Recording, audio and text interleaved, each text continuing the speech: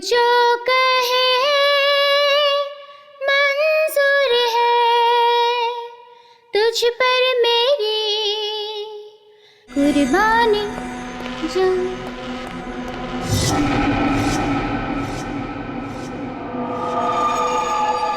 कौन है? कौन है? ओ गॉड, आज मेरे साथ हो क्या रहा है? आज मेरा खाने में मन क्यों नहीं लग रहा है? घर पर कोई नहीं है, फिर भी किसी की मौजूदगी महसूस हो रही है। कौन है? सामने आओ, सामने आओ।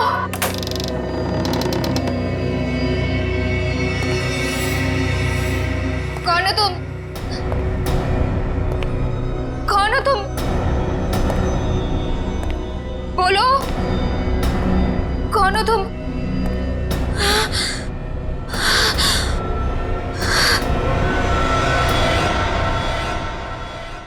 भारतीय म्यूजिक इंडस्ट्री के लिए आज का दिन बहुत ही दुर्भाग्यपूर्ण है, क्योंकि मशहूर रॉक स्टार जेल्सी अब हमारे बीच नहीं रही हैं। वो 28 साल की थी।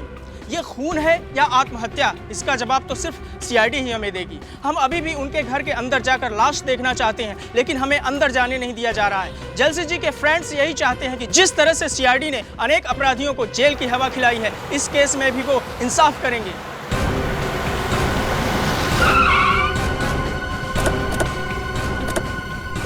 क्या करते हैं सर?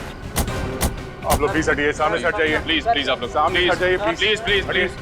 बाद में प्लीज। इनमें से किसी को भी अंदर आने मत देना। आप लोग वहीं पे रुकिए प्लीज। मेरा नाम रामू है, मैं यहाँ पे काम करता हूँ साहब। कैसे हुआ ये सब? पता नहीं साहब, कल रात को आया तो देखा मेम साहब बिल्कुल ठीक थे साहब, मगर आज सुबह देखा तो ये सब कहाँ है मैम साहब? वहाँ कमरे में साहब अंदर।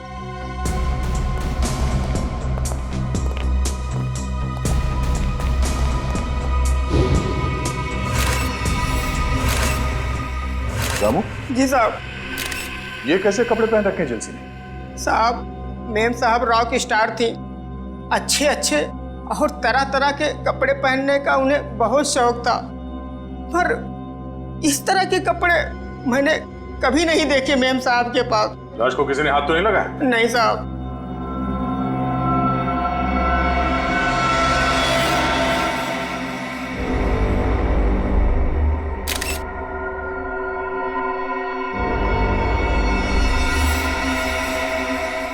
सर, चेहरे और गले पे खरोंच के इतने बड़े निशान? लगता मरने से पहले खूनी के साथ हाथापाई हुई थी जेल्सी की। कमरे में सारा सामान भी बिखरा पड़ा है। लेकिन सर, ये निशान कोई इंसान तो नहीं बना सकता ना? निशान देख के लगता है कि जानवर के नाखून से बना है। शहर के बीचों बीच घर के अंदर कोई जानवर कैसे घुस सकता है? आसपास कोई जंगल भी नहीं है।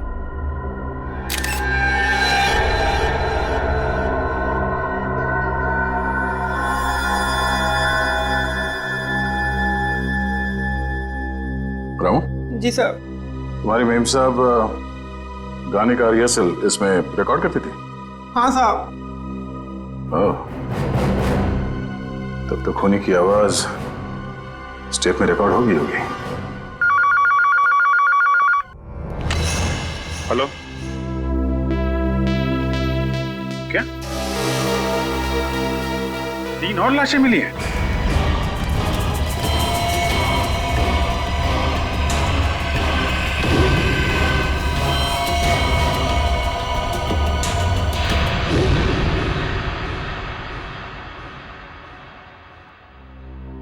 सर, पहले तो हमने सोचा था कि सिर्फ जेल्सी का खून इस तरह से किया गया है, लेकिन अब 3 खून और हैं जो इसी ढंग से किए गए हैं। सर, इससे पहले जो 3 लाशें मिली हैं उनका आपस में कोई संबंध भी नहीं है सर। ये नहीं हो सकता निखिल, कोई ना कोई संबंध तो जरूर है आपस में। कोई ऐसी एक कॉमन कड़ी जो इन्हें जोड़ती है, कोई एक ऐसी खास बात जिसकी वजह से खूनी ने इन्हें ही अपना शिकार बनाया।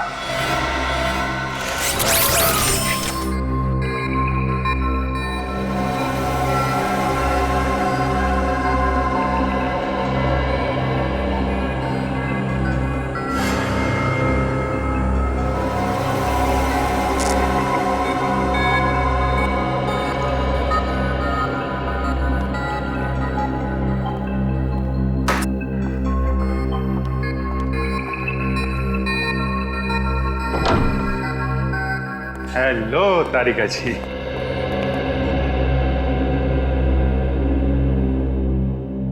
अरे डॉक्टर साहब, क्या हुआ?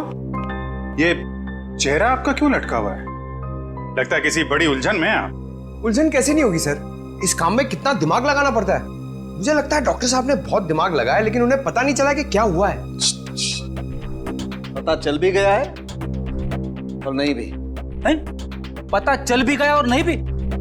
सालू के साथ आपकी बातें सुनकर मेरे दिमाग के नसों को जंग लग गया है। तो उसका कोई इलाज नहीं है यार, तो अपने दिमाग की नसों को जंग लगा रहने दे यार। अरे सालू के साथ सर एक मिनट, आप सिर्फ इतना बता दो, ये जो निशान है वो किसके हैं? आदमी के हैं, जानवर के हैं, किसी धारदार हथियार के हैं, किसके हैं? अभिजीत, ये निशान ना ही किसी धारदार हथियार के हैं और ना ही किसी इंसान या जानवर के नाखूनों के। हाँ, तो फिर ये निशान किस चीज के हैं? वही पता लगाने की कोशिश कर रहे हैं, थोड़ा वक्त लगेगा यार, प्लीज वेट करो। सर आने का। सर, इन सारे विक्टिम्स के बीच जो कॉमन कड़ी है उसके बारे में पता चल गया है। अच्छा, क्या है वो? सर, ये लोग 12 तारीख को क्रिस्टल मॉल में थे सर, एक वीडियो गेम के लॉन्च में। ये चारों एक साथ वीडियो गेम के लॉन्च में थे, क्रिस्टल मॉल। सचिन, जरा मैनेजर को लेकर आओ। सर, ये तो वही कॉस्ट्यूम है जो खूनी ने लाशों को पहनाया था। आश्चर्य, वही कॉस्ट्यूम नहीं है, मगर क्यों पहनाया था उसने ये कॉस्ट्यूम? क्या कहना क्या चाहता था? ये है तो सर फिरा। तो ये देखो, ये देखा उसका हथियार, उन लाशों के ऊपर जो खून के निशान बने हैं ना,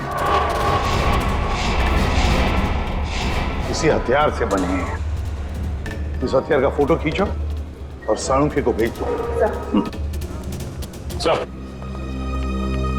ये है यहाँ के manager mister Keshav. Hello sir. Sir, खूनी के बारे में कुछ पता चला? ये रहा आपका खूनी। ये सर, ये तो वीडियो गेम का विलेन है, फैंटेसी कोलू नाम है इसका। पता है हमें, लेकिन कोई तो है जो इस वीडियो गेम को असली जिंदगी समझ रहा है, असली जिंदगी, और अपने आप को इस वीडियो गेम का विलन फंटासी कोलू। लेकिन ऐसा पागलपन करेगा कौन?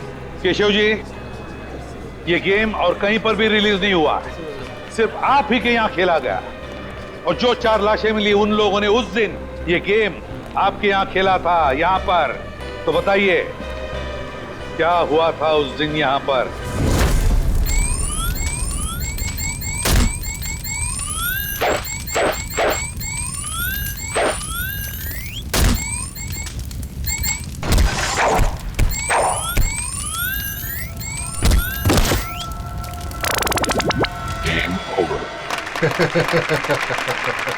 ये तो वीडियो गेम बनाने वाला खुद ही अपने विलेन से हार गया। मुकेश जी, वीडियो गेम या फिल्में दोनों तभी चलती हैं जब विलेन यानी कि बुरा आदमी हीरो से ज्यादा शक्तिशाली हो, है ना? चलिए अब हम फंक्शन शुरू करते हैं। लेडीज एंड जेंटलमैन, मुझे बहुत खुशी हो रही है कि मुकेश जी ने अपना नया वीडियो गेम जिसका नाम है the death of the ocean का प्रचार करने का हमें सुनहरा मौका दिया है। एक बार फिर से इनके लिए जोरदार तालियां।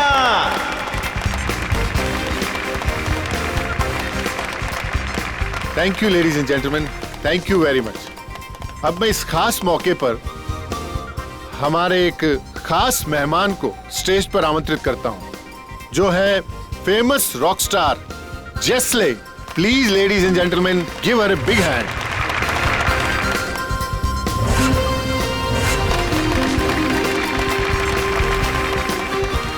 वेलकम। जेस्ले, आपका बहुत बहुत स्वागत है हमारे इस फंक्शन पे। हम लोग सभी आपके गानों के बहुत बड़े फैन हैं। तो मैं इस मौके पर आपसे रिक्वेस्ट करना चाहूंगा कि आप इस गेम के बारे में अपने फैंस को 2 शब्द कहें। वीडियो गेम्स काफी हद तक हमारी असल जिंदगी की तरह होती है। जैसे हमारी असल जिंदगी में अच्छे और बुरे लोग होते हैं, वैसे ही वीडियो गेम की दुनिया में भी होते हैं। तो हमें इस गेम के जरिए अपने अंदर के विलन, क्या नाम है इसका? फैंटेसी कोलू। हाँ, हमें अपने अंदर के फैंटेसी कोलू को खत्म करना चाहिए। लेडीज एंड जेंटलमैन, अब ज्यादा वक्त ना गवाते हुए हम जेस्ले को उस मैदान पर लेकर चलते हैं जहां पर वो हमारे सबसे बड़े विलन फैंटासोकुलो से मुकाबला करेंगे। और खास बात यह है कि हमारे इस गेम के प्रोड्यूसर मिस्टर मुकेश जी फैंटासिकोलू को हराने वाले 5 जाबाजों को 10-10 हजार का इनाम देंगे।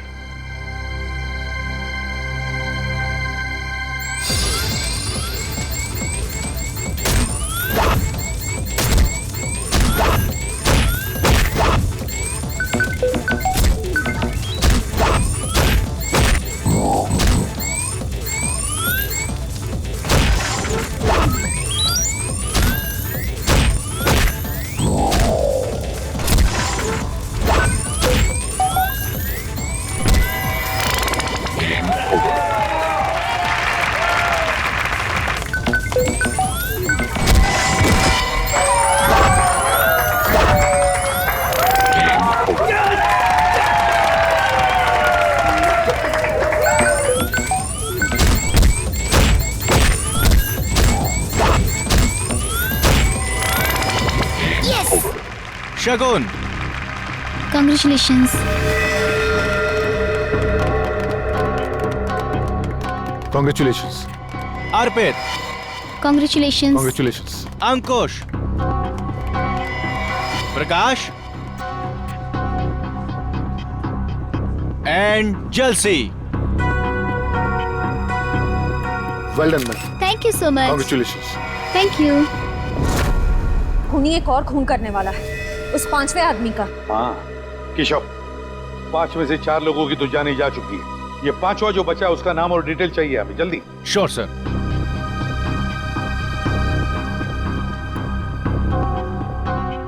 शगुन, अर्पित, अंकुश, प्रकाश, जलसी, इसमें से बचा है प्रकाश। इसे फोन करो जल्दी।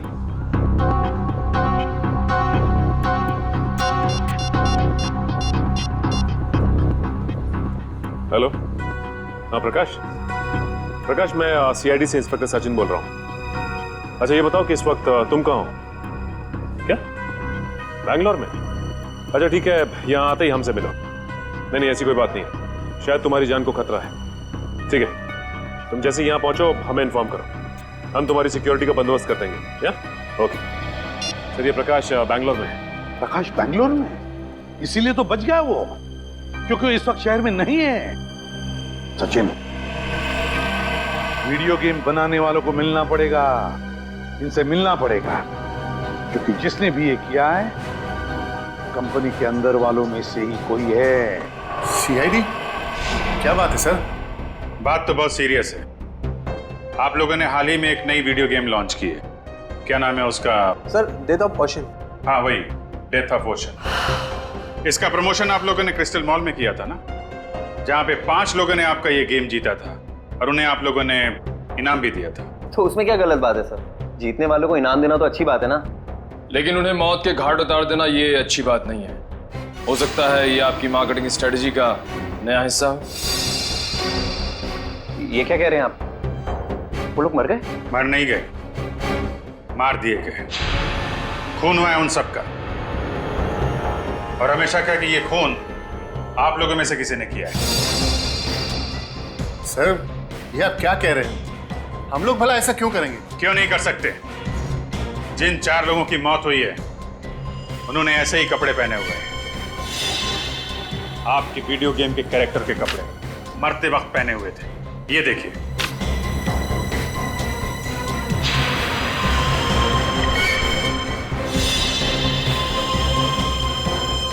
और अब जब ये खबर अखबार में छपेगी तो आपकी वीडियो गेम को पब्लिसिटी मिलेगी, ज्यादा ग्राहक आएंगे और आप ज्यादा पैसे कमाएंगे।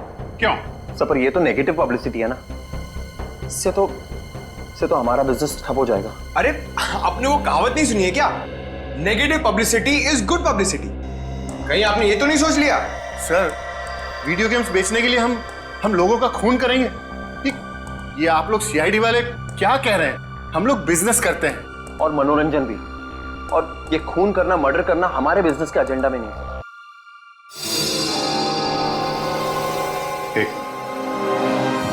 ये एक्सक्यूज मी, आपकी गर्दन पे क्या हुआ? यहाँ पे ये घाव कैसे? सर वो क्या है ना कि मेरी बीवी थोड़ा गुस्से वाली है सर, तो कल जरा नमक सब्जी में कम हो गया तो उसने हाथ उठा दिया मेरे ऊपर।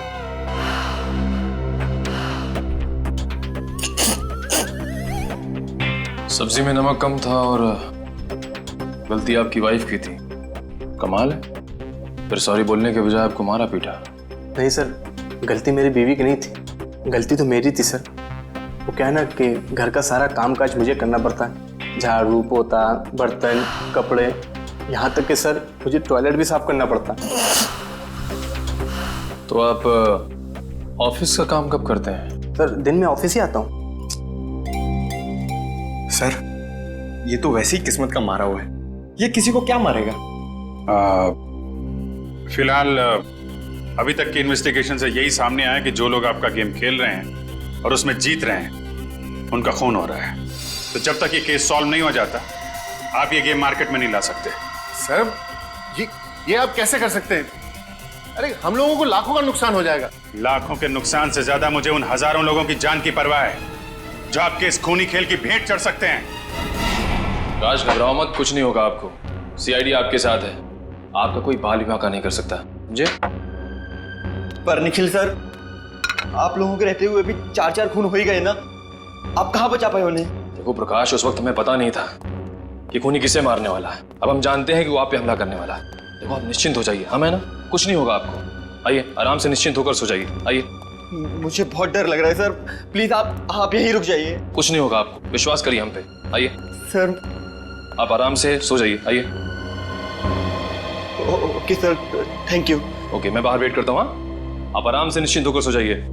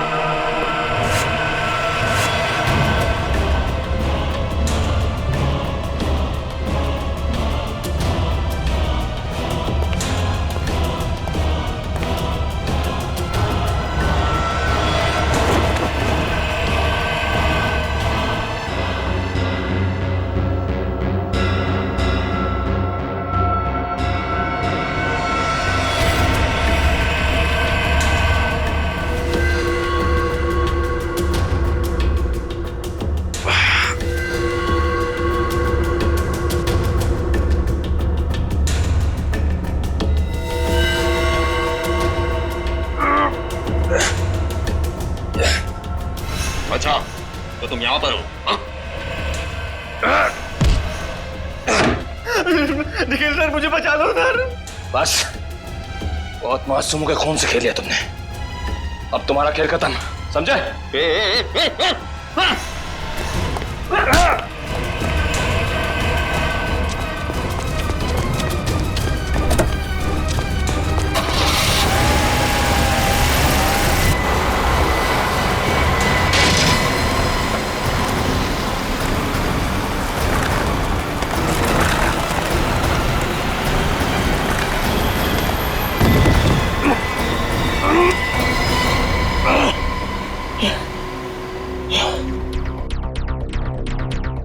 आज मेरा खाने में मन क्यों नहीं लग रहा है?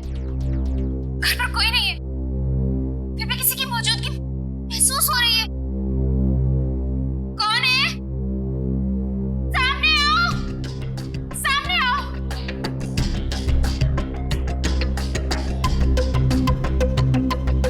कौन है तुम?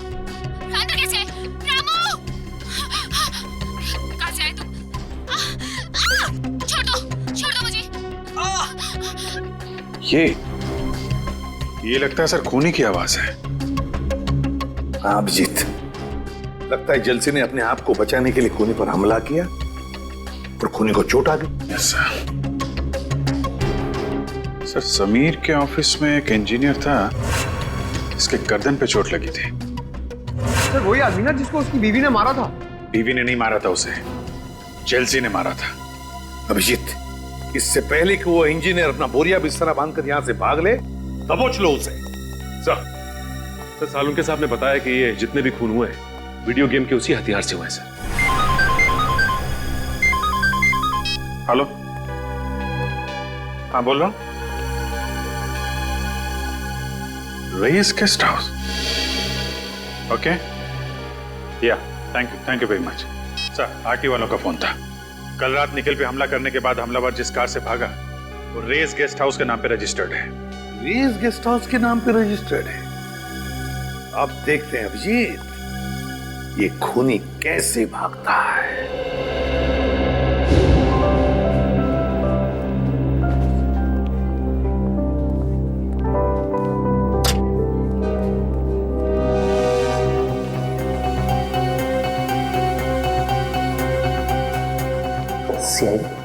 I'll call you back.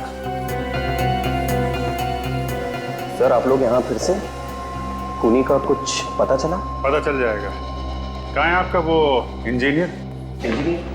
कौन सा इंजीनियर सर? अरे यार, नाम नहीं याद आ रहा उसका। वही वाला जिसकी बीवी उसे बहुत मारती है। शायद आप विनोद की बात कर रहे हैं सर। हाँ, उसी की बात कर रहे हैं। जरा बुलाइए उसे, कुछ जरूरी बात करनी है। सर, पर वो तो ऑफिस में नहीं है सर। है नहीं? तो फिर कहाँ है? सर, आज सुबह आया था, अचानक उसकी बीवी की तबीयत खराब हो गई तो सेवा करने चला गया। कह रहा था 6-7 दिन नहीं आऊंगा। अरे वाह, आपकी कंपनी तो बहुत दयालु है। बीवी की तबीयत खराब हुई तो 1 हफ्ते की छुट्टी दे दी। सर, अब क्या है कि अच्छे एम्प्लॉयज का ख्याल तो रखना ही पड़ता है ना सर। कहीं हमारी कंपनी छोड़ के कोई और कंपनी ज्वाइन कर ली तो नुकसान तो हमारा है ना सर। फायदा नुकसान का अच्छा हिसाब रखते हैं। जरा नंबर दीजिए उसका। Sir, number 19724 84323।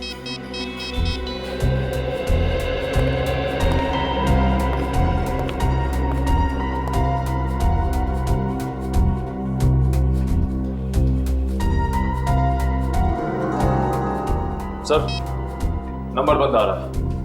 ओह, लगता है बीवी के पैर दबा रहा होगा। एड्रेस दो उसका।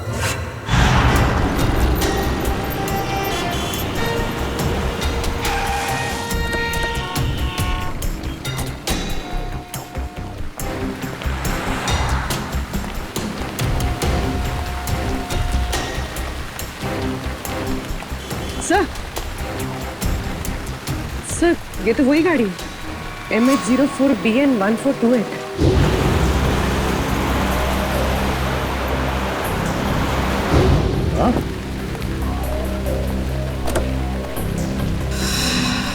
गाड़ी खोला है? तुम एक काम करो, गाड़ी को अच्छी तरह से चेक करो, तब तक मैं अंदर जाके देखता हूँ। सर,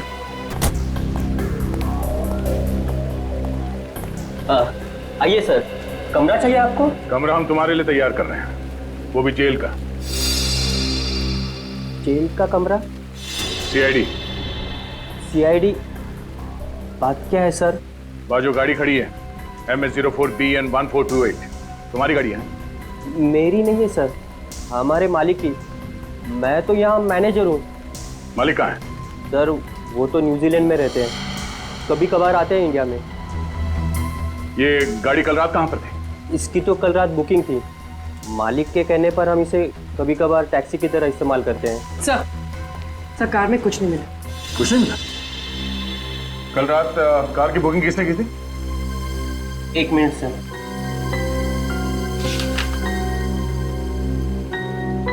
गिरीश ने। गिरीश? यहीं ठहरे हुए हैं, हमारे गेस्ट हाउस में। सर, ये विनोद घर पे भी नहीं है और इस विनोद के बच्चे का फोन ही बंद आ रहा है। अरे, तुम विनोद के बच्चे को क्यों फोन कर रहे हो? विनोद को करो ना। अरे यार पंकज, जरा 2 मिनट के लिए चुप रहो। हेलो, हाँ मैम, ओके, कहाँ पे? Thank you so much. Sir, phone company के हिसाब से विनोद के फोन का आखिरी लोकेशन कलानगर चौल में था। कलानगर चौल? ये वहां क्या कर रहा है? पंकज, गाड़ी घुमा लो।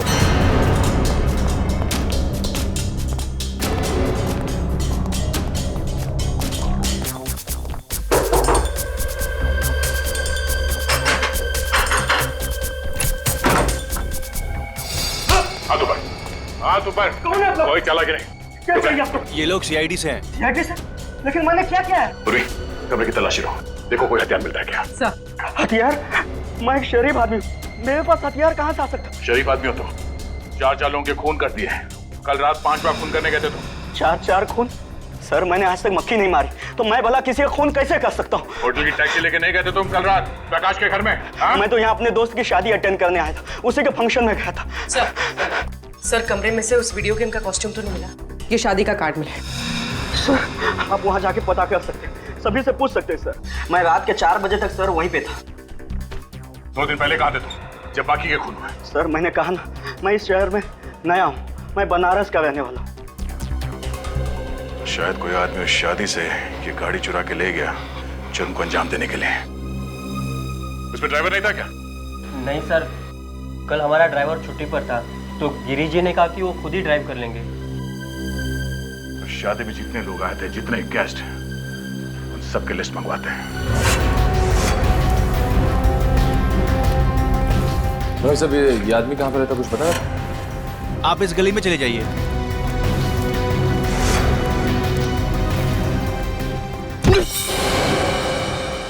दीवार तुझे दिखाई नहीं देता क्या? हैं? बीच सड़क में क्यों आ गई? तेरी जगह तो वहाँ है, उस कोने में। जा अपनी जगह पे खड़ी हो जा जाके, बिल्कुल चुपचाप। दीवार दिखाऊं मैं तुझे? इंसान और दीवार में फर्क नहीं दिखता? दारू पिया हुआ है तू? अरे फर्क नजर क्यों नहीं आता साहब? आप खुद ही मेरे सामने आ गए। चल ठीक है, एक बात बता, इस आदमी को तूने पहले कभी देखा है? जी ये तो साहब सामने रहता है। सामने? अबे सामने इतने सारे घर है, कौन से घर में रहता है? मेरा मतलब खोली नंबर 115। सर कह रहा है कि खोली नंबर 115। खोली नंबर 115? जी साहब 115 में। अच्छा ठीक है। शराब कम पिया करो, सेहत के लिए ठीक नहीं है। जी साहब, माय बाप। सर वो रहा 115।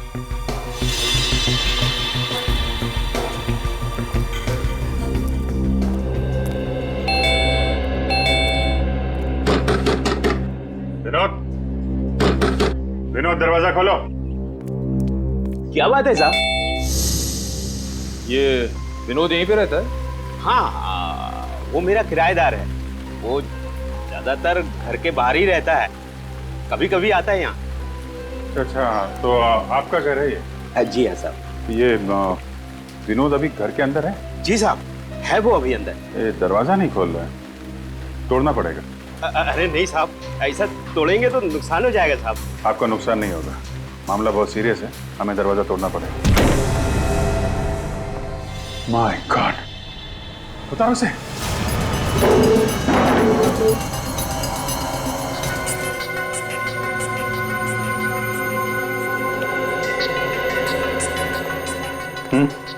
सर काफी देर हो गई है मरे हुए से। सर इसकी जेब से ये मिला है।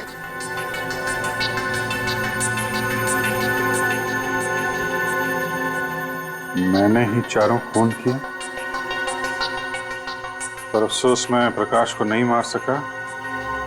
मेरी जिंदगी मैंने हमेशा एक वीडियो गेम की तरह जी है, और सीआईडी से हारने का अपमान मैं बर्दाश्त नहीं कर सकता, इसलिए खुद की जान ले रहा हूं। Game over. विनोद, तलाशी लो घर की। सर आप हमें? सर ये देखिए, गेम के कपड़े और हथियार।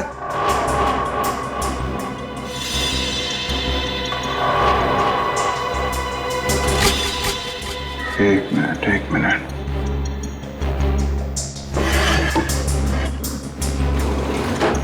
खिड़की खुली हुई है। ये आत्महत्या नहीं, खून है, खून। खूनी ने गुमराह करने के लिए विनोद की बलि चढ़ा दी। क्या मतलब सर? छत की हाइट बहुत कम है पंकज, और विनोद करीब 5 फीट 8 इंच का है। इतने बड़े स्टूल पे खड़े होकर अगर वो फांसी लगाएगा तो छत से सीधा सर टकराएगा उसका। इतनी अनकंफर्टेबल पोजीशन में कोई सुसाइड नहीं करता, और फिर सब कुछ इतनी आसानी से मिल गया। सुसाइड नोट, ये कपड़े, हथियार, ऐसा लगता है किसी ने विनोद का खून किया, उसे ऊपर लटकाया, कमरा अंदर से बंद किया और इस खिड़की से बाहर निकल गया। सर फिर तो इस काम के लिए 3-4 लोग लगे होंगे, क्योंकि जिस तरह लाश को टांगा गया है उसके लिए काफी ताकत की जरूरत पड़ेगी सर। करेक्ट। देखो और कुछ मिलता है क्या? तब तक मैं जरा। क्या हुआ साहब, विनोद मिला क्या? एक्चुअली विनोद का किसी ने खून कर दिया है। खून? हे भगवान, अब मेरा ये कमरा कौन लेगा भाड़े पे? अरे इससे भी और कोई जगह नहीं मिली थी मरने के लिए? कमाल करते हैं आप, यहाँ एक आदमी की मौत हो गई और आपको किराए की पड़ी है। अच्छा अभी थोड़ी देर पहले विनोद से कोई मिलने आया था? नहीं साहब, यहाँ कोई नहीं आया था। कमाल है, दिन दहाड़े कुछ लोग आके विनोद का खून कर जाते हैं और यहाँ पे किसी ने कुछ नहीं देखा। आंखें बंद करके बैठे थे क्या आप लोग? अच्छा पहले कभी कोई आया था मिलने से? सर 2-3 दिन पहले करीब रात 2 बजे विनोद एक आदमी के साथ आया था, दोनों में बहुत बहस हो रही थी। अच्छा किस बात को लेके बहस हो रही थी? सर ये तो मुझे मालूम नहीं, लेकिन बीच बीच में कुछ अंग्रेजी में बात कर रहे थे। अंग्रेजी में? उस आदमी का चेहरा देखा था तुमने? नहीं सर। कुछ और बता सकते हो उसके बारे में? हाँ सर, एक बात याद है, जब विनोद और उसके बीच में तू मैं हो रही थी तो वो आदमी बीच बीच में हकला रहा था। हकला रहा था? अभी तक तो ऐसा कोई आदमी टकराया नहीं इस केस में जो हकलाता हो। ये नया किरदार कौन आ गया इस केस में जो हकलाता है? सर आपको मुकेश याद है? मुकेश? ये वही मुकेश है ना जिसने वीडियो गेम पे पैसे लगाए?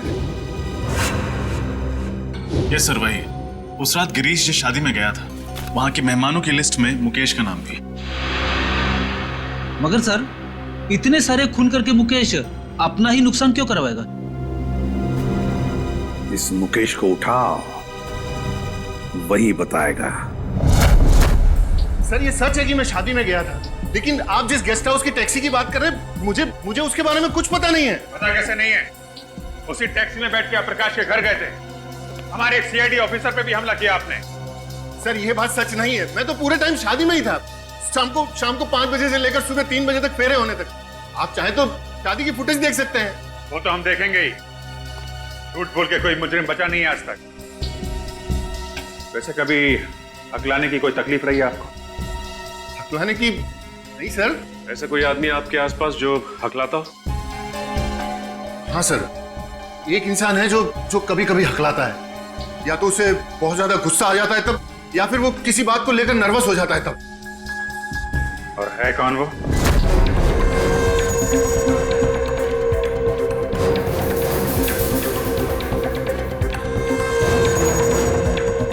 सर आप लोग यहाँ? क्या हुआ सर? समीर कहाँ है? समीर सर तो अपने केबिन में होंगे, मगर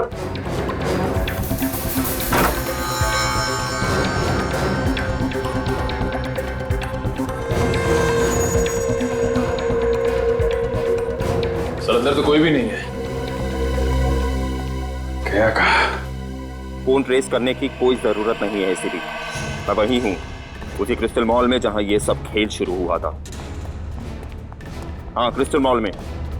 और कान खोल के सुन लो, मुझे मुकेश चाहिए और तुम लोग लाके दोगे मुझे मुकेश। मेरे लिए ये है एसीपी, और इस गेम का फैंटेसी कोलू मैं हूं, समझा?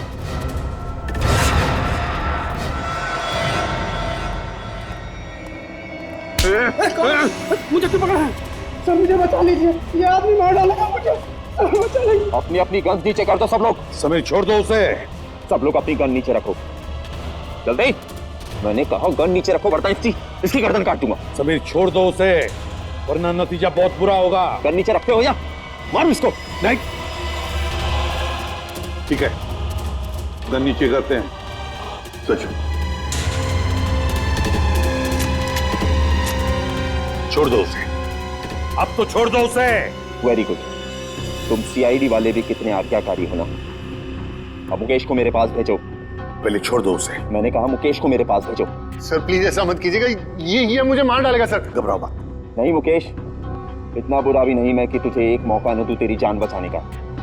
क्या मतलब? मतलब ये कि जॉब इंटरव्यू के समय तो तूने मुझे मौका नहीं दिया, लेकिन मैं तुझे एक मौका देता हूँ तेरे खुद की जान बचाने का। चल आजा, फिर से खेलते हैं ये खेल। ये गेम तू हीरो और मैं फंटास्टिक कोलू, और अगर तू जीत गया तो मैं तुझे छोड़ दूंगा, लेकिन अगर तू हार गया तो तेरा हाल ऐसा करूंगा जैसा कि फंटास्टिक कोलू हीरो का करेगा। जिंदगी और मौत को तुमने खेल समझ के रखा है। खेल ही तो है ना एसीपी, जैसे तुम लोग खेलते हो, पुलिस और चोर का खेल। जिसको गोली लगी उसका खेल खत्म। मुकेश की जिंदगी कोई खेल नहीं जो हम उसे दांव पर लगाए, समझे? अगर तुझ में हिम्मत है ना तो मुझसे खेल ये खेल, मुझसे खेल। नहीं एसीपी, मुझे मुकेश ही चाहिए, मुकेश। डर गए एसीपी के अवतार से? डर और फंटा से कोलू, चल आ जा एसीपी और देख मेरे हथियार कैसे जान लेते हैं तेरी।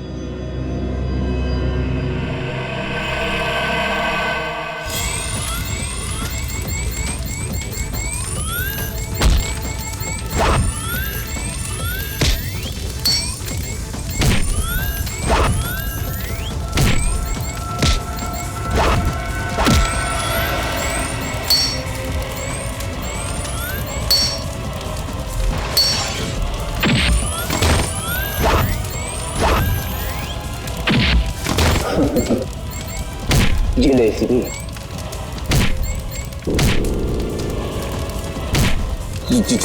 जीत हमेशा बुराई की होती है। नहीं हारू, नहीं हारूंगा मैं।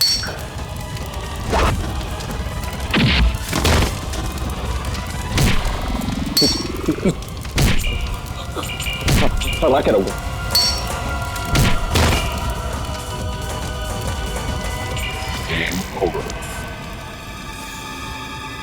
समीर, कहां तक भागोगे?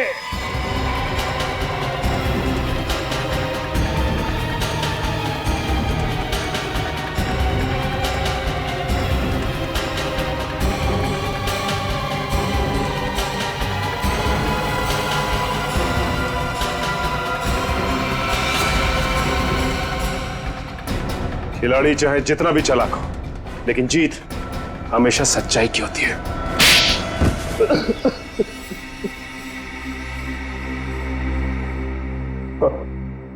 अगर जीत हमेशा अच्छाई की होती है तो मेरी जीत क्यों नहीं हुई? 7 साल पहले गया था मैं मुकेश के पास नौकरी के लिए। उसने मेरा इंटरव्यू तक नहीं किया। क्यों नहीं लिया? क्योंकि मैं कभी कभी हकलाता हूं, इसीलिए। तो मुकेश ने तुम्हें नौकरी नहीं दी, इसलिए तुमने उससे बदला लेने का इतना लंबा चौड़ा प्लान बनाया है? मुझे पैसों की सख्त जरूरत थी। मेरी माँ के इलाज के लिए पैसे भी नहीं मिले और नौकरी भी नहीं मिली, और मेरी माँ तड़प के मर गई, सब उस मुकेश की वजह से। और उसी दिन मैंने ठान लिया कि पहले मुकेश को रास्ते पर लाऊंगा और फिर उसकी जान लूंगा। समीर, माना कि तुम्हारे साथ जो कुछ भी हुआ गलत हुआ, लेकिन इसका मतलब ये नहीं कि तुम बदला लेने निकल पड़ो और अपने बदले की आग में मासूम लोगों की जानें लो। 4 लोगों की जानें ली है तुमने, 4 लोगों की जान। अब तुम्हें तो फांसी ही होगी, फांसी। रुक जा! रुक जा, नहीं तो मैं तुझे मार दूंगा। बचाओ मुझे! रुक जा, नहीं तो मैं तुझे मार दूंगा। नहीं! कोई है? बचाओ! मुझे बचाओ! रुक जा, नहीं तो मैं तुझे मार दूंगा। रुक जा! मुझे माफ कर दो। क्यों मारना चाहते हो मुझे? क्या बिगाड़ा है मैंने तुम्हारा? मैं तुझे क्यों मारना चाहता हूँ ये तुझे कभी भी नहीं पता चलेगा।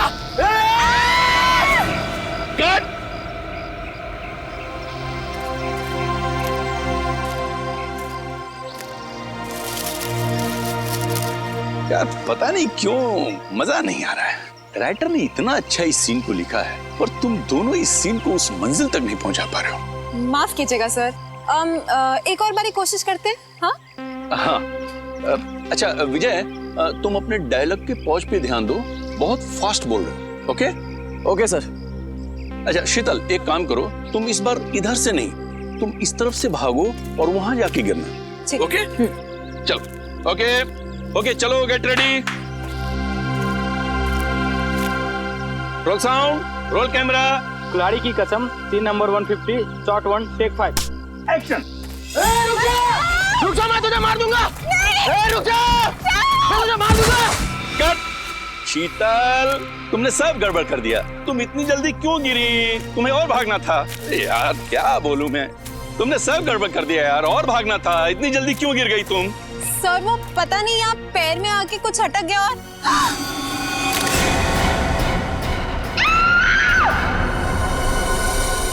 यार ये दया अभी तक आया नहीं। आजकल अपने पुराने दोस्तों को भूल गया वो। कैसे वक्त होगा सर, नए दोस्त बना लिए, लेके गए होंगे घुमाने के लिए कहीं। नए दोस्त मिल गए तो आदमी पुराने दोस्तों को भूल जाता है। क्या मतलब? मैं कुछ समझा नहीं सर। अच्छा समझा नहीं, समझते सब हो फ्रेडी। ना समझी का नाटक मत करो। दया सर की बहुत तरफदारी करते हो तुम। अच्छा वो मैं समझ गया सर। समझ गया ना? वाह मजा आ गया, बहुत दिनों के बाद इतनी बढ़िया कॉफी पीने को मिली है। अच्छा कॉफी अच्छी है? तो बिल पेमेंट कर देना यार।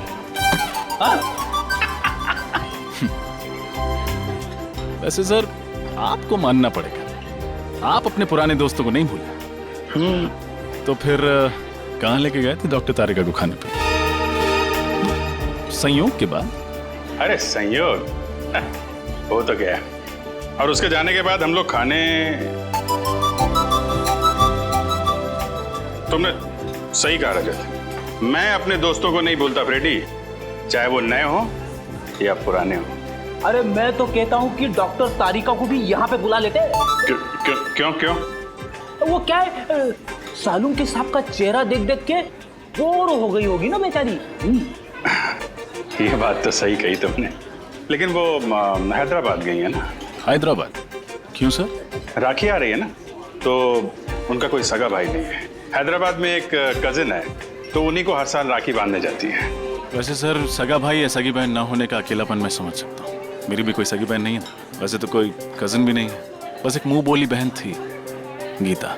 ठीक, मतलब आप कहाँ हैं? सर बचपन में मेरी पड़ोसी थी, हर राखी पर मुझे राखी बांधा करती थी। फिर स्कूल के बाद मुझे हायर स्टडीज़ के लिए बाहर जाना पड़ा। जब लौटा तो देखा कि गीता वहाँ से चली गई थी। सर तब से हर साल उसे राखी पर बहुत मिस करता हूँ। उम्मीद करता हूँ जहाँ भी होंगी बहुत खुश होंगी, और तुम्हें भी उतना याद करती होंगी जितना तुम उन्हें याद करते हो। आप चिंता मत करो, मैं भगवान से प्रार्थना करूंगा कि वो तुम दोनों को जल्द से जल्द मिला दे। इस बार की राखी आपके लिए खुशियां लेके आएगी।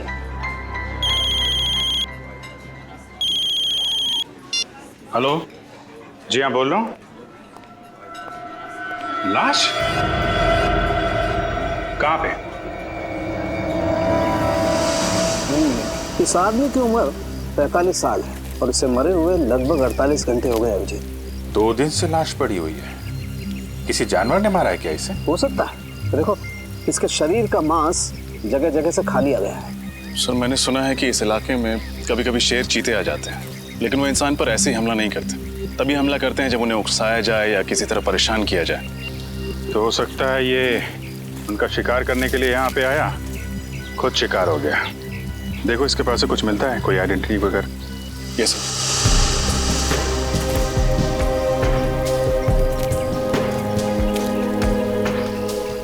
जेबें खाली हैं सर। ना कोई आइडेंटिटी है, वॉलेट भी नहीं। वॉलेट नहीं है। कहीं ये खून लूटपाट के लिए तो नहीं हुआ? लुटेरों ने पैसे के लिए इसका खून कर दिया और फिर लाश की ऐसी हालत कर दी जैसे कि किसी जानवर ने खाया हो।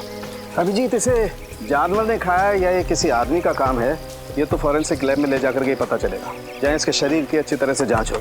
ठीक है, वहाँ डॉक्टर तारिका भी हैं आपकी मदद के लिए। तो नहीं, मेरा ये मतलब नहीं था सर। रजत तुम देखो आसपास कुछ मिलता है क्या, तब तक मैं इधर थोड़ा। यस जी। तो आप शॉट के लिए वहाँ से भागते हुए इस तरफ आई और लाश से आपका पैर टकराया और आप गिर गई, है ना? जी सर। आपने बताया कि कई बार आप वहां से भागते हुए आई, बार बार भागना पड़ा आपको ना? जी सर, ये 5वां टेक था। 4 बार टेक हुआ मगर ओके नहीं हुआ। तो 4 बार जब आप भाग के आई तो आपको ये लाश नहीं दिखाई पड़ी? सर वो मुझे सर ने पहले उस तरफ से भागने को बोला था और बाद में फिर इस तरफ भागने को बोला, तो आखिरी टेक में मेरे भागने की दिशा ही अलग करती थी। आपने बोला? जी सर, मैंने कहा था मगर मुझे नहीं पता था कि यहाँ पे लाश पड़ी है। कितने दिन से शूटिंग कर रहे हैं आप लोग यहाँ पे? सर जंगल में आज पहला और आखिरी दिन है। फिल्म का क्लाइमेक्स शूट कर रहे थे हम लोग, और पता नहीं आज कुछ काम हो पाएगा कि नहीं। यहाँ पे एक लाश पड़ी हुई है इस हालत में और आप फिल्म में अटके हुए हैं। सर ये ब्रेसलेट मिला है सर, वहां झाड़ियों में पड़ा हुआ था। लड़की का लगता है। आपका ब्रेसलेट है ये? नहीं सर। ये ब्रेसलेट कोई पहचानता है? जी नहीं सर। सर हो सकता है ये ब्रेसलेट उस लुटेरे के हाथ से गिर गया हो। ये भी हो सकता है कि लूटने वाला कोई लड़की हो। अरे डॉक्टर तारिका, आप कब आई हैदराबाद से? बस अभी आई, करीब 1 घंटे पहले। और आते ही सीधा लैब? क्या डॉक्टर साहब, इनको आराम करने दिया होता, आप काम करा रहे हैं? अरे यार गलती हो गई, मुझे तो लगा अभिजीत तारिका को तुम लैब में देख करके खुश हो गए यार। चलो भेज देते। तारिका तुम जाओ यार, आराम करो। नहीं आ गई हैं तो रहने दीजिए। बड़ी खुशी हुई जान के कि आपको मेरी खुशी की कितनी फिक्र है। वैसे लाश के बारे में भी कुछ बता देते तो खुशी बढ़ जाती। हाँ बढ़ाते हैं तुम्हारी खुशी। अभिजीत इस आदमी की मौत जानवर के खाने से ही हुई। तो ये खून नहीं है? नहीं है, खून ही है, क्योंकि इस खून के पीछे इंसानी दिमाग है। पर सर अभी अभी आपने कहा कि इनकी मौत किसी जंगली जानवर के खाने की वजह से हुई, पर इनकी मौत के पीछे दिमाग किसी इंसान का है। कुछ समझ में नहीं आया सर। मैं समझाता हूँ। देखो श्रेया, बात ऐसी है कि जहाँ जहाँ पर इस लाश को जानवरों ने खाया है, काटा है, वहाँ वहाँ पर इसे हेमरेजिक स्टेनिंग हो गई है। Haemorrhagic staining? इसका मतलब जब वो जानवर इसे खा रहे थे उस वक्त ये जिंदा था। मगर तारिका, आमतौर पे तो जानवर इंसान को पहले मार के फिर उसके बाद खाता है, लेकिन इस केस में ऐसा नहीं हुआ। क्यों? क्योंकि इस केस में खूनी ने बहुत लंबी प्लानिंग की थी सचिन। पहले तो उसने कैरोल बेनेट नाम का ड्रग दिया इसे, जिसे इसे लकवा मार गया और उसकी चलने फिरने की क्षमता बिल्कुल खत्म हो गई। और फिर खूनी इसे बेसहारा ऐसे ही छोड़ गया जंगल में, जंगली जानवरों के लिए। और जाते जाते खूनी ने इसकी कलाई भी काट डाली। कलाई में से खून बहने लगा और खून की गंध सूंघकर जंगली जानवर आ गए इसे खाने के लिए। बड़ी बेरहमी से खून किया गया ऐसा इसका। एक इंसान दूसरे इंसान के साथ ऐसा कैसे कर सकता है? मुजरिम इंसान कहाँ होता है सचिन, उनका दिमाग तो जानवरों से भी ज्यादा बदतर होता है, तभी तो इतने घिनौने काम करते हैं वो लोग। सर ये तो पता चल गया कि इसकी मौत कैसे हुई। कुछ और सुराग मिले जिससे कि इसकी पहचान हो सके और खूनी तक पहुंचा जा सके? खूनी का ब्लड ग्रुप AB पॉजिटिव है। AB positive? लाश के ऊपर से कोई दूसरा खून भी मिला क्या आपको? हाँ विजय, जब खूनी इसकी कलाई काट रहा था शायद उसकी उंगली भी कट गई होगी, इसीलिए खूनी का खून इसके कपड़ों पर आ गया। और कुछ पता चल सकता है? हाँ, इस आदमी की पहचान तक पहुंचने के लिए हमारे पास 2 और सुराग है। एक तो कागज का छोटा सा टुकड़ा जो हमें इसकी जेब के एक कोने से मिला, लेकिन उसमें क्या लिखा है ये अभी तक साफ नहीं हो पाया। तो फिर हम ये कैसे पता करेंगे कि उस कागज पर क्या लिखा हुआ था? हाँ करेंगे, पता करेंगे। उस कागज को बहुत ध्यान से, बहुत अच्छी तरह से साफ करना पड़ेगा और फिर जो अक्षर मिट गए उन्हें अच्छी तरह से दोबारा उभारना पड़ेगा। और वो दूसरा सुराग? हाल ही में इस आदमी ने अपने बाएं घुटने की नी रिप्लेसमेंट सर्जरी करवाई थी। Knee replacement surgery? हाँ, और इसका कद करीब 5 फीट 8 इंच है। 5 फुट 8 इंच और उम्र 45 साल के करीब। फिर तो सभी हॉस्पिटलों से पता करते हैं कहाँ पे इस आदमी ने अपनी नी रिप्लेसमेंट की सर्जरी कराई है, पता चल जाएगा कि ये आदमी है कौन।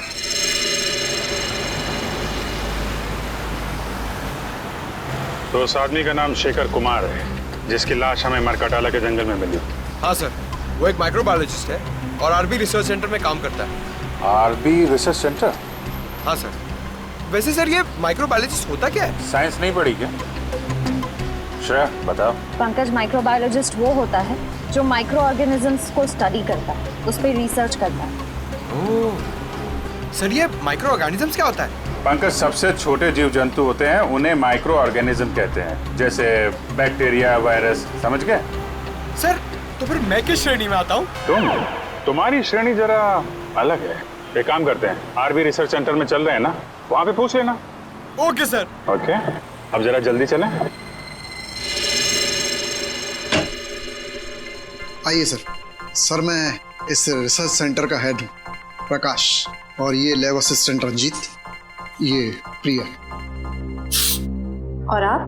मैं गीता, शेखर की पत्नी। शेखर की पत्नी? लेकिन हमें तो बताया गया था कि शेखर अकेले रहते हैं, उनका कोई आगे पीछे है ही नहीं। दरअसल सर कुछ समय से इनकी आपसी अनबन चल रही थी, लेकिन फिर भी सर दोनों में बहुत प्यार था।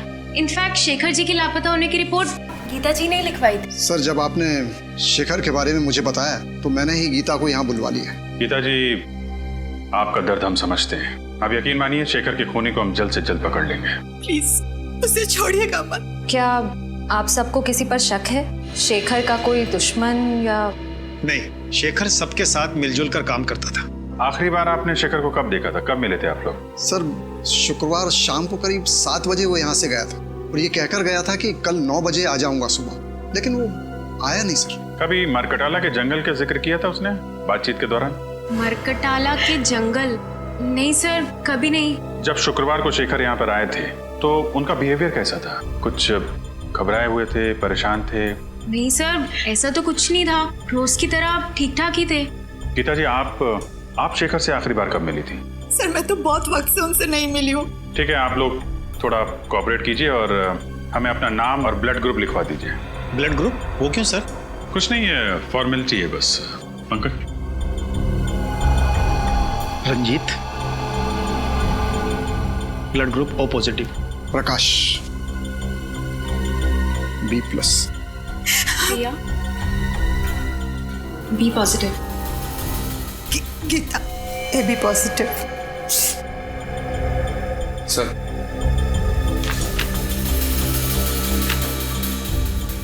गीता जी, आपका ब्लड ग्रुप AB पॉजिटिव है? जी हाँ।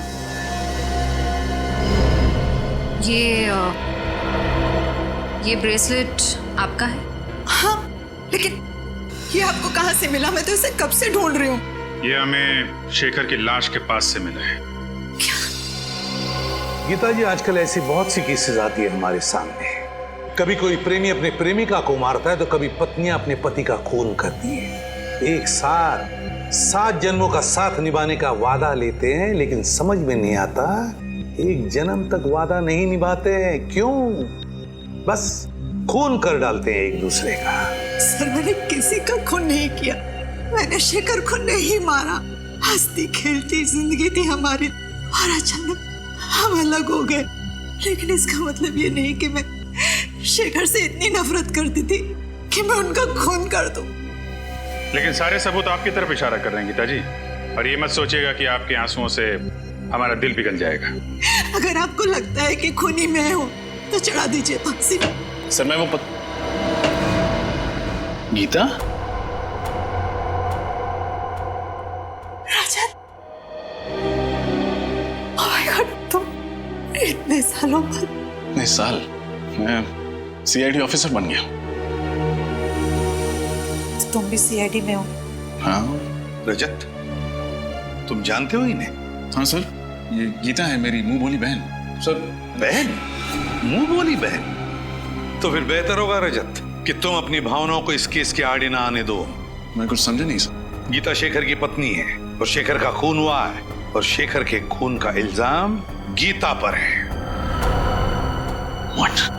ऐसा नहीं हो सकता सर, मैं गीता को बचपन से जानता हूँ, ऐसा कुछ नहीं करेगी। रजत, मैं भी कब से इन्हें यही समझाने की कोशिश कर रही हूँ, लेकिन ये लोग हैं कि मेरी बात पर भरोसा नहीं कर रहे।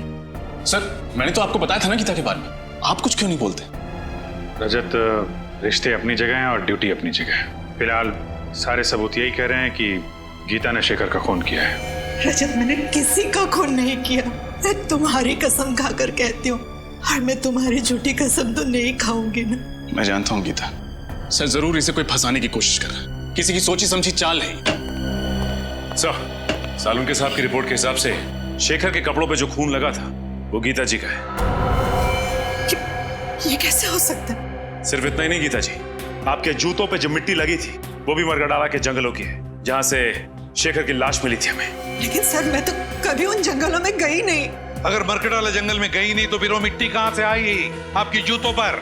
और आपका खून AB पॉजिटिव जो एक रेयर ब्लड ग्रुप है, वो खून कहां से आया शेखर के कपड़ों पर? सर पिछले हफ्ते मैंने रक्तदान किया था, हो सकता है ना कि गड़बड़ वहीं से हुई हो। रक्तदान कहाँ किया था ये रक्तदान? ZN के हॉस्पिटल। सर मुझे पूरा यकीन है कि किसी ने गीता का ब्लड वहां से चुराया होगा और शेखर के कपड़ों पर डाल दिया होगा। और वो जूतों पर लगी हुई मिट्टी वो भी किसी और ने लगा दी क्यों? और वो ब्रेसलेट जो शेखर की लाश के पास से मिला वो भी किसी ने डाल दिया। एक बात समझ में नहीं आती रजत, कि अगर कोई गीता को फंसाना चाहता है तो इतनी लंबी प्लानिंग क्यों करेगा? गीता तुम्हारा कोई दुश्मन है जो तुम्हें फंसाना चाहता हो? नहीं भैया, मेरी जहन में तो ऐसा कोई नहीं है। सर हो सकता है शेखर का कोई दुश्मन हो जो उसका खून करके इल्जाम लगाना चाहता हो गीता पर, लेकिन मैं ऐसा होने नहीं दूंगा। मैं उस खूनी को पकड़ के ही रहूंगा।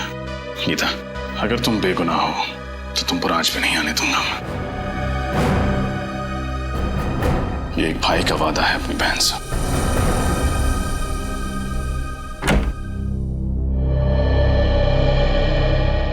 आइए सर, आप लोग यहाँ रक्तदान के लिए आए हैं?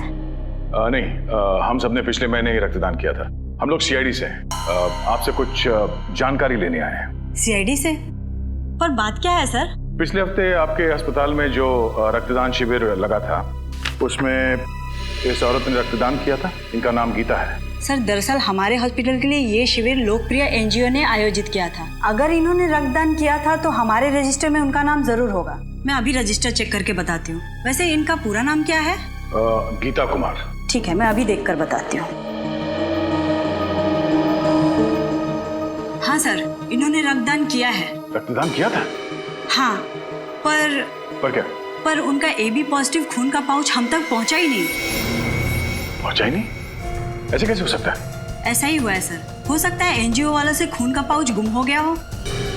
गुम हो गया? सर कहीं रजत सर का अंदाजा सही तो नहीं है? हो सकता है। क्या नाम बताया इस NGO का? लोकप्रिय NGO। लोकप्रिय NGO। इनका ऑफिस कहाँ है?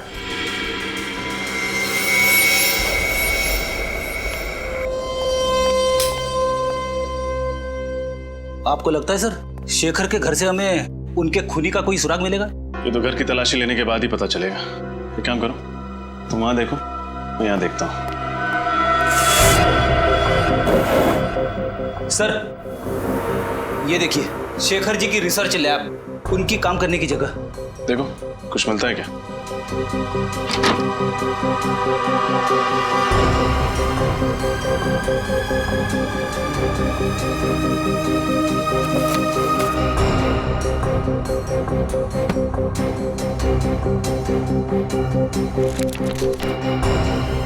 छोड़ी, कुछ मिला? अभी तक तो नहीं सर। घर से ना ही कोई सामान चोरी हुआ है, ना ही हाथापाई के कोई निशान है। इसका मतलब शेखर को घर से नहीं कहीं और से अगवा किया गया। फिर तो सर हमें उस जगह पे सुराग ढूंढना पड़ेगा जहां से शेखर को अगवा किया गया था। मगर सवाल ये उठता है कि उन्हें अगवा किया तो किया कहां से? एक सेकंड, तुम्हारे सवाल का जवाब ये देगा। ये तो कैमरा है। एक वायरलेस स्पाई कैम। इसका मतलब शेखर जी पे कोई जासूसी कर रहा था। वही होगा, वो खूनी।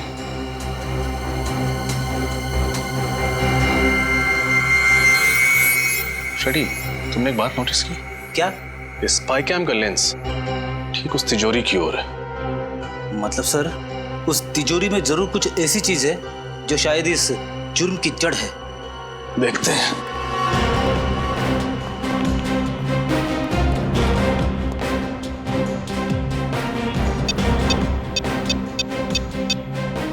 इलेक्ट्रॉनिक पासवर्ड है। इसे खोलेंगे कैसे? ये तो किसी एक्सपर्ट से खुलवाना पड़ेगा और साथ ही ये भी पता लगवाना पड़ेगा कि ये स्पाई कैम किसने खरीदा और कहां से।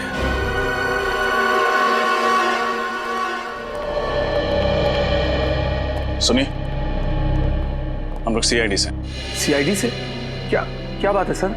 ये कैमरा आप ही की दुकान से खरीदा गया था। दिखाइए सर। XLK 457D6। हाँ सर, आप लोग ठीक कह रहे हैं, ये कैमरा तो अभी मैंने ही बेचा था, करीब 10 दिन पहले।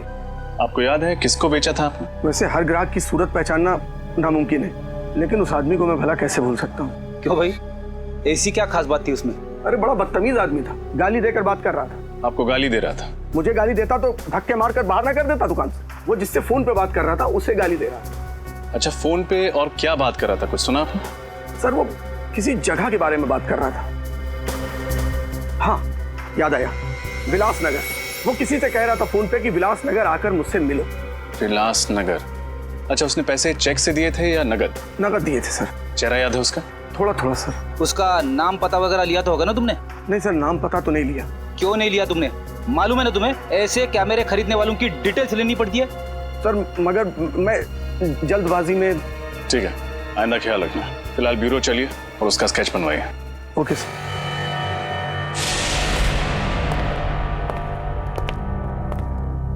कहिए सर, मैं आपकी क्या मदद कर सकता हूँ? हम लोग सीआईडी से हैं। पिछले हफ्ते आपने जेडन के हॉस्पिटल के लिए एक रक्तदान का शिविर आयोजित करवाया था। वो तो हम अक्सर करते रहते हैं। तो हमें ये बताइए कि ये गीता जी क्या आपके यहाँ रक्तदान करने आई थी? देखकर बताता हूँ। हाँ, इन्होंने रक्तदान किया था। तो फिर इनके खून का पाउच हॉस्पिटल के ब्लड बैंक में पहुंचा कैसे नहीं? क्या खून हॉस्पिटल नहीं पहुंचा? ये कैसे हो सकता है? ऐसा ही हुआ है, आपके एनजीओ में से किसी ने खून चुराया है। अच्छा, जब आप ये शिविर लगाते हैं तो कौन कौन लोग मदद करते हैं इसमें? सर कुछ एनजीओस होते हैं, कुछ वॉलंटियर्स हैं जिनकी मदद से ये शिविर आयोजित किया गया था। शिविर में खून का चोरी होना नामुमकिन है सर। तो अब लोग ये खून के पाउच अस्पताल भेजते कैसे हैं? हमारी वैन से जो ये काम करती है। कहाँ खड़ी है आपकी एनजीओ की वैन?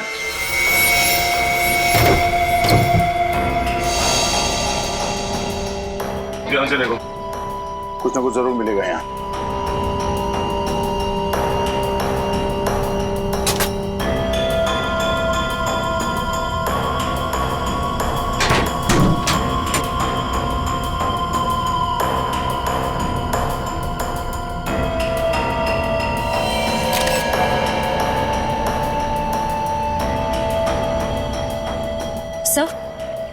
सर ये कपड़े का फटा हुआ टुकड़ा मिला है, RB लिखा हुआ है इसमें। RB मतलब RB रिसर्च सेंटर? शेखर वहीं काम करता था। सर इसका मतलब कोई वहीं का है जो इस सारा का सारा खेल खेल रहा है। सर जब हम रिसर्च सेंटर गए थे तब रंजीत का लैब कोट थोड़ा सा फटा हुआ था।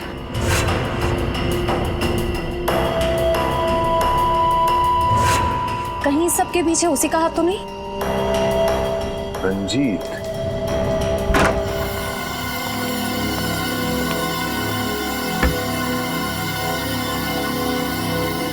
एक मिनट में आया।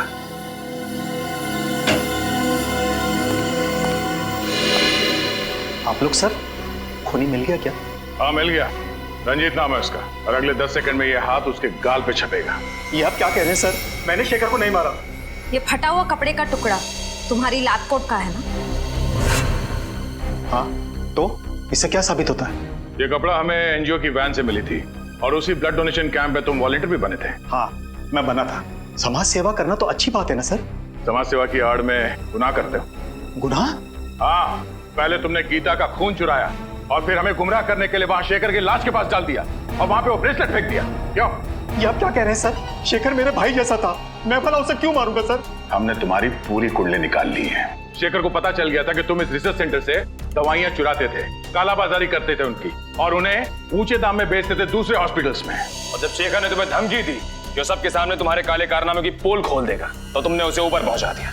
सर ये बात सही है कि मैंने रिसर्च सेंटर के साथ धोखा किया है, लेकिन खून जैसा बड़ा और गंभीर अपराध करने की तो मैं सोच भी नहीं सकता सर।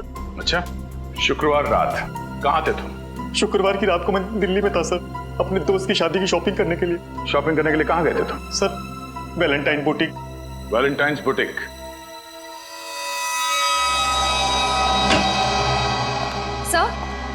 सर रंजीत सच कह रहा है। जिस वक्त शेखर का खून हुआ उस वक्त वो वाकई दिल्ली में ही था, वैशाली नगर के वैलेंटाइन बुटीक में शॉपिंग कर रहा था।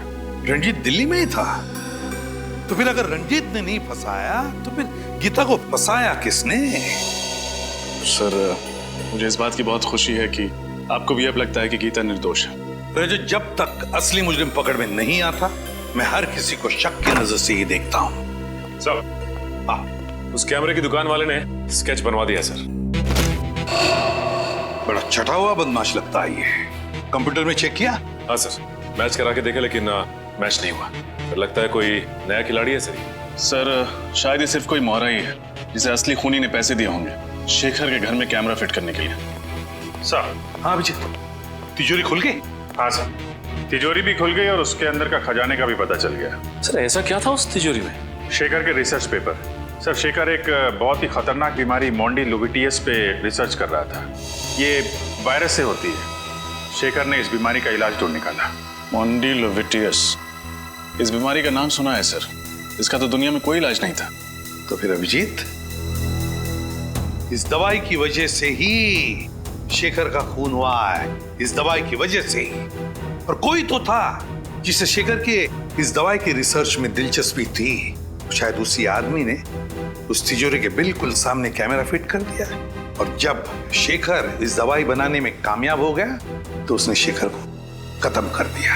सर हो सकता है खूनी ने दवाई भी चुरा ली। क्या बात है भाई, बड़े खामोश हैं आप लोग। कोई गुत्थी उलझ गई है क्या? नहीं सर, बल्कि सुलझ गई। हम खूनी के काफी करीब पहुंच गए सर। वेरी गुड, और नजदीक पहुंचा देते हैं। बॉस, ये है वो कागज जो हमें उस लाश की जेब में से मिला। HOLAT। HOLAD। होटल या हॉस्पिटल हो सकता है। सचिन चेक करो कंप्यूटर में।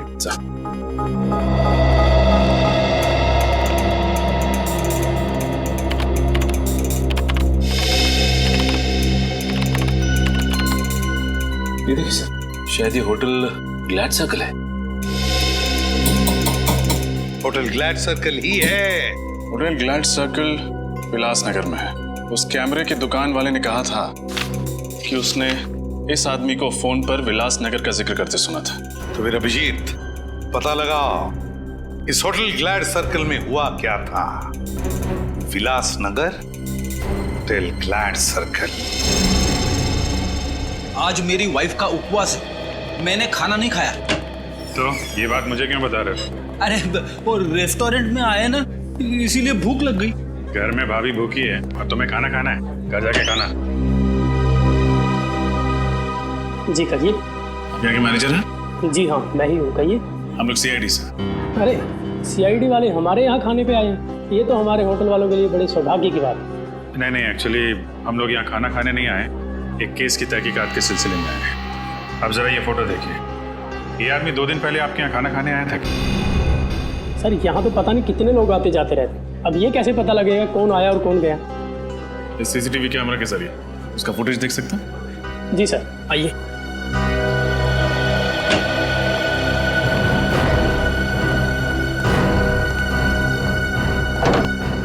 जी आइए। जरा परसों की फुटेज दिखाइए आप। जी सर। सर शेखर के पास वालों ने कहा था ना कि वो ऑफिस से 7 बजे निकला था, तो यहाँ 8 सवा 8 बजे पहुंचा होगा। 8 बजे के करीब भी दिखाइए। जी सर।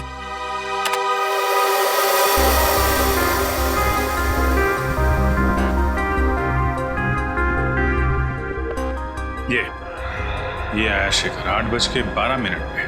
सर शेखर के साथ जो दूसरा आदमी बैठा है वो है कौन? उसकी शक्ल तो दिख नहीं रही है।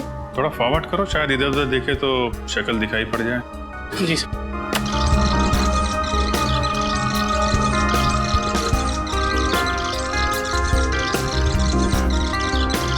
सर शेखर तो गुस्से में उठ के चला गया, शायद उसकी बहस हुई उस आदमी के साथ। इस आदमी के साथ बहस हुई और यहाँ से वो गुस्से में निकला, लेकिन घर नहीं पहुंचा।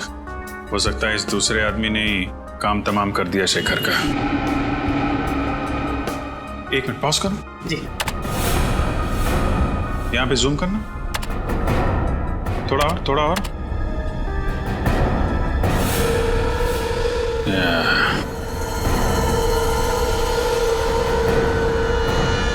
देखा रजत? यस सर, ये घड़ी कुछ जानी पहचानी लग रही है।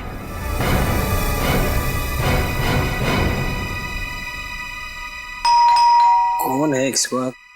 आ रहा। जी कहिए। हम लोग CID से। प्रकाश जी अगर पे साहब तो बाहर जाने वाले और जल्दी में भी है। आप लोग आई एम सॉरी, लगता है हम लोग गलत वक्त पर आ गए।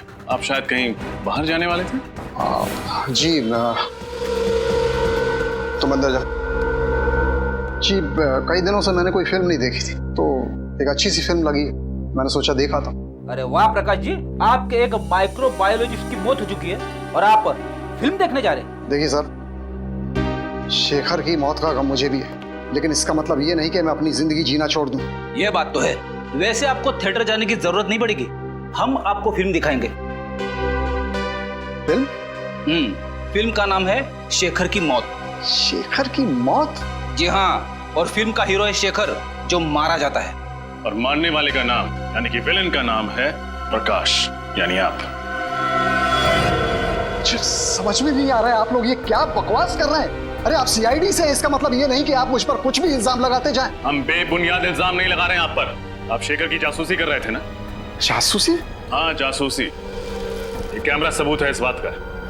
जी वो क्या ये वो क्या जबान क्यों लड़खड़ाने लगी तुम्हारी? सर ये सच है कि मैंने शेखर की जासूसी की थी, लेकिन आप मेरा यकीन मानिए, मैंने उसे मारा नहीं। अगर आपने उसे मारा नहीं तो फिर उसकी जासूसी क्यों कर रहे थे? क्योंकि उसने एक खास वैक्सीन का आविष्कार किया था। अगर वो उसे इंटरनेशनल मार्केट में बेच देता, अरबपति बन जाता। लेकिन शेखर के लिए दौलत से ज्यादा मायने रखता था देश प्रेम। वो अपना ये वैक्सीन भारत सरकार को देना चाहता था। विदेशी कंपनियों को अपने देश की धरोहर बेचकर वो अपनी तिजोरी नहीं भरना चाहता था। जी हाँ, उसकी यही आदर्शवादी विचार मुझे पसंद नहीं थे। देश से प्रेम मैं भी करता हूँ, इसका मतलब ये नहीं कि हम अपने बारे में सोचना छोड़ दें। और आपने अपने बारे में सोचा।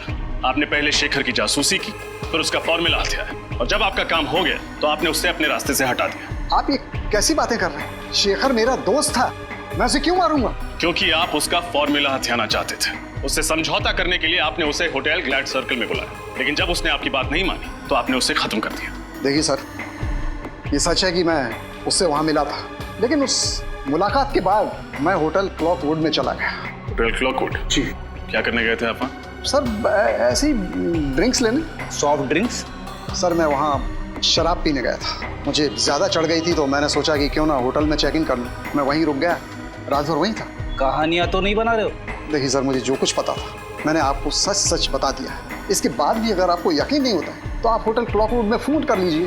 फोन करेंगे, आपको पता चल जाएगा कि मैं रात को वहाँ था या नहीं था। That's it. बिल्कुल पता करेंगे। आपके पास होटल का नंबर है? जी है। दीजिए। ये लीजिए सर। होटल क्लॉकवुड, सीनियर इंस्पेक्टर रजत, सीआईडी से। अच्छा, 3 दिन पहले आपके यहाँ प्रकाश जी ठहरने आए थे? हाँ वही, आरबी रिसर्च सेंटर के हेड आए थे।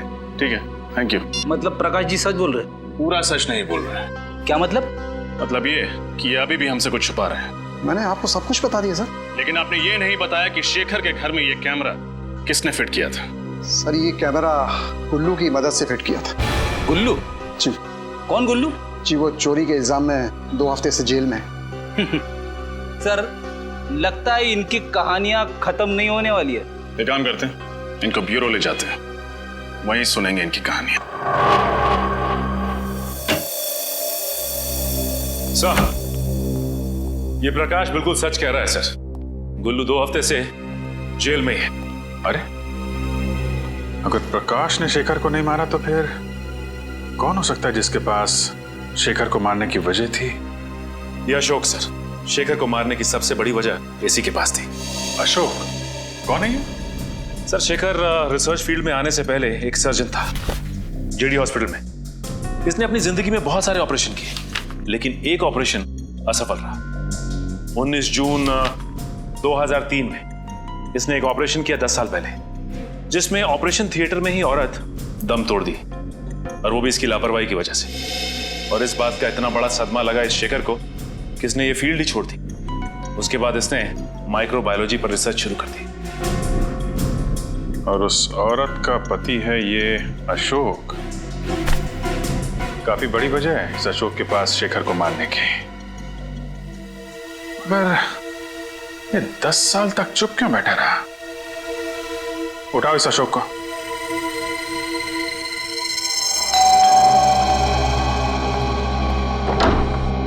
जी कहिए।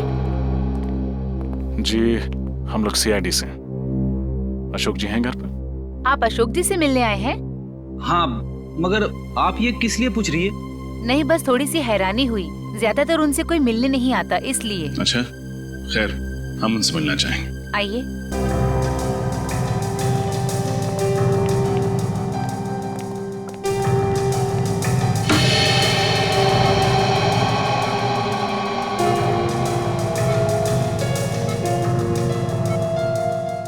ये अशोक जी? हाँ, ये है अशोक जी।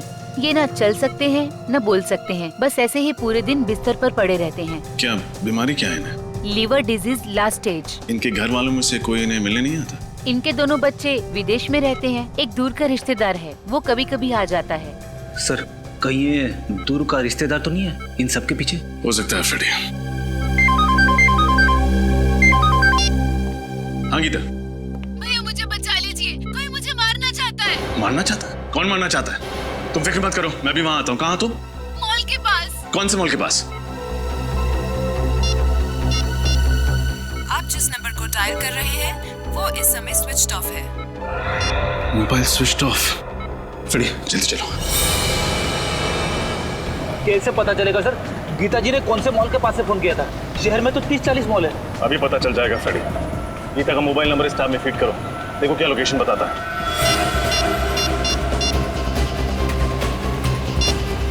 सर, गीता जी का मोबाइल मॉल से आगे निकल गया। मॉल से आगे निकल गया? हाँ सर। कहाँ? शहर से दूर, पनवेल हाईवे की तरफ। पनवेल हाईवे की तरफ? अरे ये क्या हो गया? क्या हुआ? गीता जी का मोबाइल ट्रेस होना बंद हो गया। ट्रेस होना बंद हो गया? हाँ सर। एक काम करो, मोबाइल कंपनी को फोन करो, देखो वो ट्रेस कर पाते हैं कि नहीं।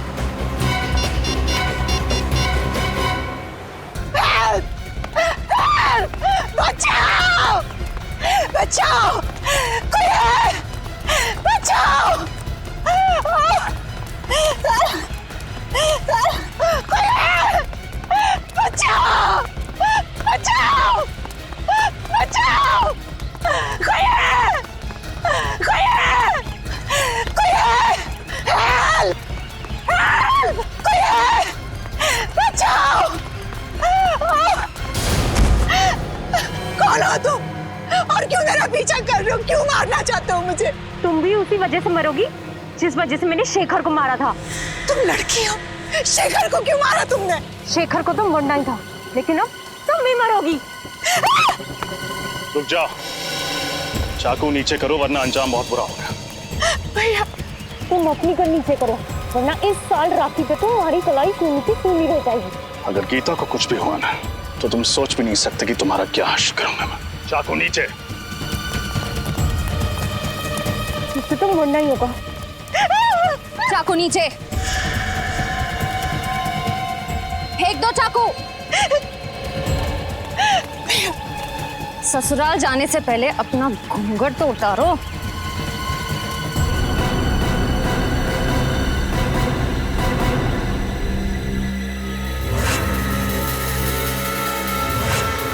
प्रिया, तुम? हाँ मैं। शेखर ने तुम्हें सहारा दिया, तुम्हारे लिए इतना सब कुछ किया, तुम्हें नौकरी दी, और तुमने शेखर को ही मार दिया। हाँ, मैंने ही शेखर को मारा है और इस बात का मुझे कोई अफसोस नहीं। भागती कहाँ हो?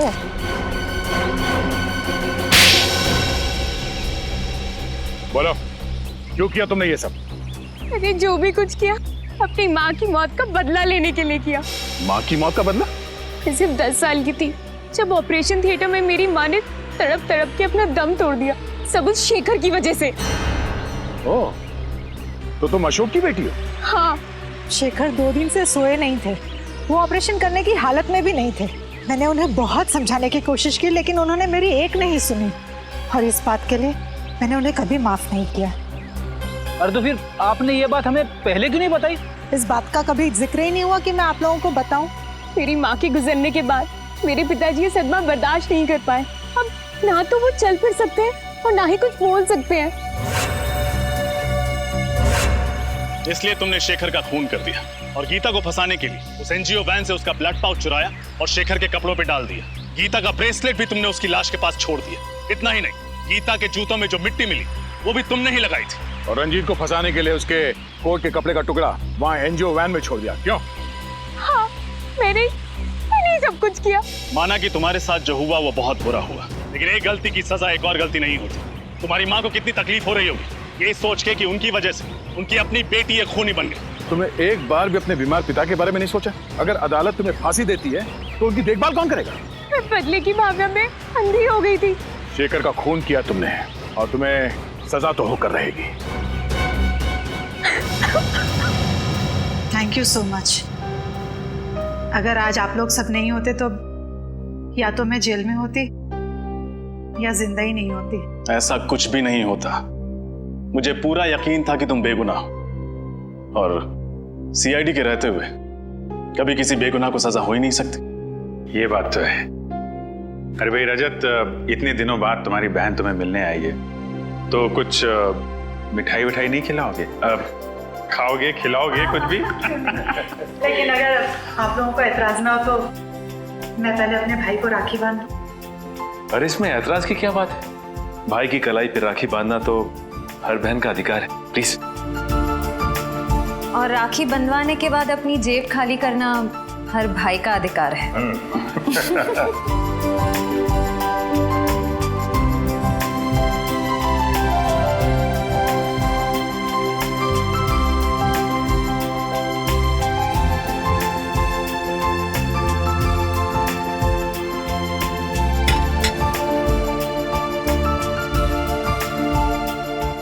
दीदी, तुम नहीं जानती मैंने इस पल का कितने सालों से इंतजार किया।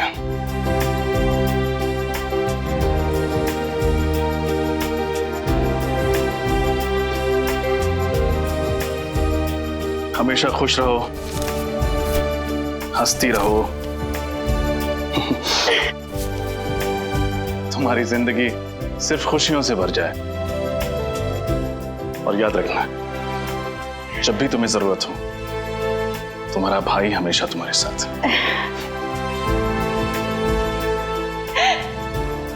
आप दुनिया के सबसे अच्छे भाई हो।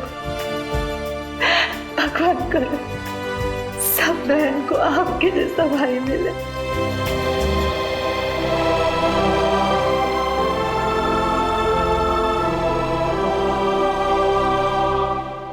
सीआईडी के और भी मजेदार और सस्पेंस से जुड़े एपिसोड्स को देखने के लिए हमारे चैनल को सब्सक्राइब करें और बेल आइकॉन दबाना ना भूलें।